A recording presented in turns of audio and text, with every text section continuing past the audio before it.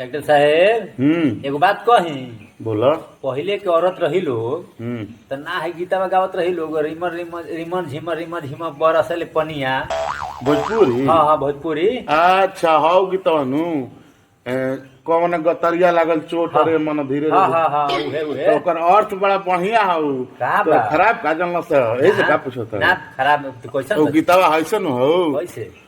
अरे रिमा झिमा पानी परत है अब गाना में लगी गईले काई रे मन धीरे रे धीरे बर्तन मांझे चलली अब केकरा भौजी कहीं केकरा भौजी कहे? हाँ भौजी कहे के बा। अपने भौजी के कह ना बे भौजी हमार भौजी खिसिया बड़ी सो तोर माई भौजी लागी कह दी का।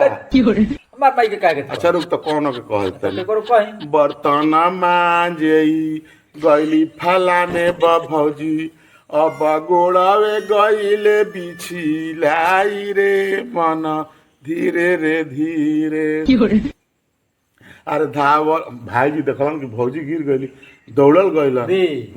अरे धावल धूपल गईले फलाने भैया अब गोदिए में लिहलन छाई रे मन धीरे रे धीरे आंजर उठो एलन पांजर उठो एलन अब कवाना गतरिया लागल चोट रे मन धीरे रे धीरे। तो भौजी का कहली अरे हमारा आंजर ना लागल बा पांजर ना लागल बा अब बीचवे में लागल बड़वे चोट रे मन धीरे रे धीरे। ये गीता बनू। हाँ ये गीता तो बीचे बीचे कैसे चोट लागे ये नु ना बुझाए तारा लोग के ओकर सही अर्थ बा बतावत नहीं। का बात है बताई तो।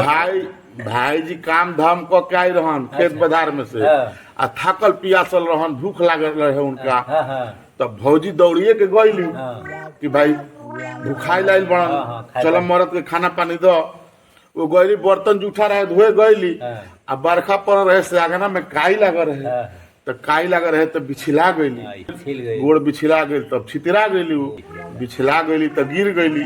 और भाई जी दौड़ल गईलन कि काहे गिर गईली भाई दौड़ल गईलन तो वे पूछे लगलन कि तारा आंजर लागल बा पांजर लागल बा कहाँ चोट लागल बा बताओ।